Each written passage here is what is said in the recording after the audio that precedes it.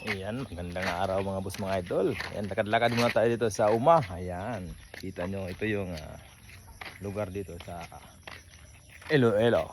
Ayan. Ayan, magandang araw sa inyo, magandang araw. Kumusta kayo dyan? Ayan, gusto nyo bang kumain ng langka? Ayan, meron tayong langka rito. Ayan.